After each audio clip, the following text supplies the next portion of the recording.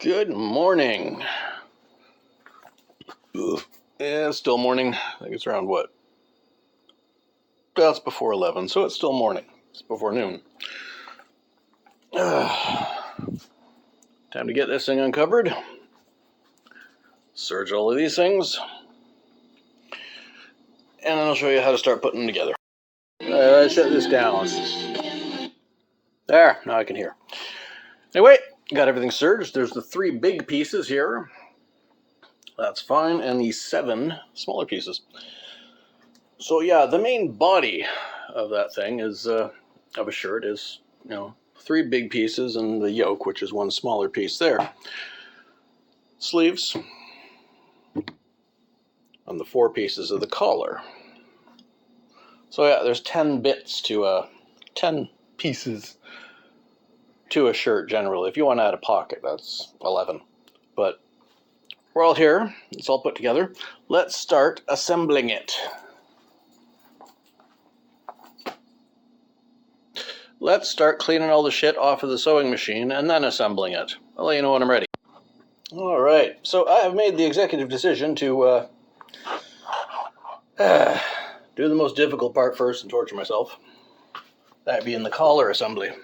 A lot of people, most people, do not know how to do this. And if you want to join the Yahtzee, the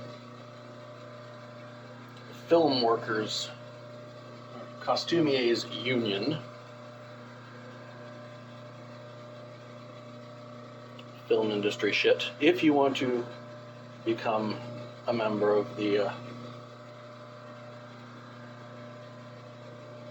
union as a costumier, you need to make a yoked collar. It's one of the requirements. So I'll show you how to do it. You start, you do that fold over and find the centers, line them up. First, you attach the upper to the lower collar.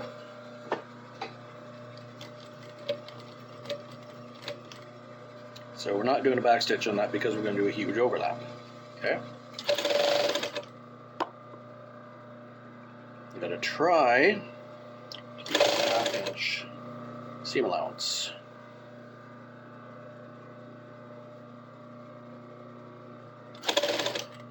Yeah, that seems to work out.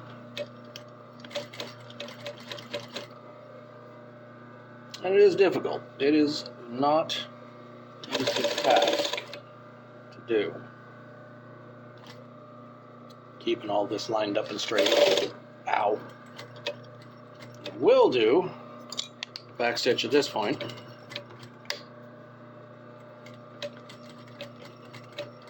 Which is the end. From there,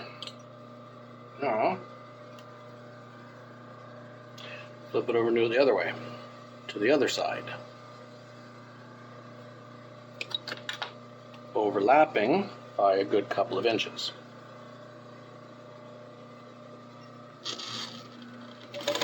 Again, that way you don't have, if you're overlapping by like 2 or 3 inches, you're not going to have to back stitch it. Do that.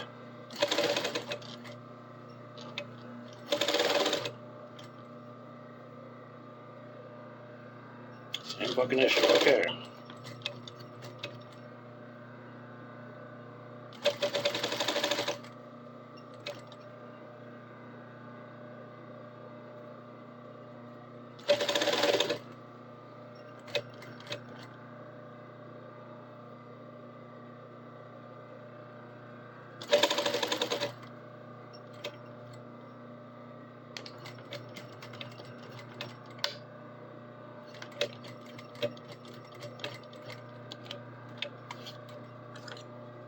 Okay, so now you got 2 pieces together. And normally, I would say you always, when you're doing top stitching, normally you would always swing down. In this case, you swing up. It's weird, but it's the only time the top stitch is swung up. And this is a single top stitch, not a double, but you do that top stitch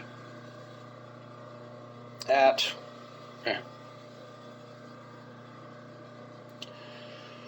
a quarter, so half of the width of your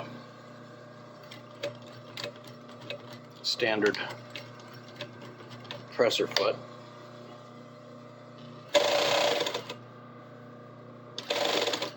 And see, a lot of people don't realize the standard is like that. Your presser foot is going to be a ½ inch wide, so it's easy to eyeball. A quarter is half of your presser foot.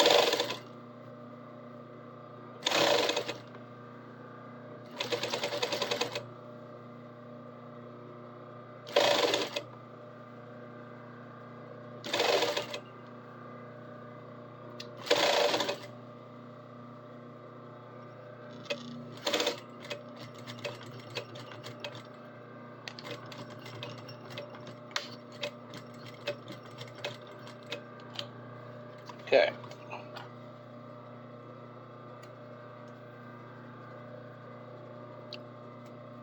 I'll do that twice, and then I'll bring it back and show you how to put the two of them together.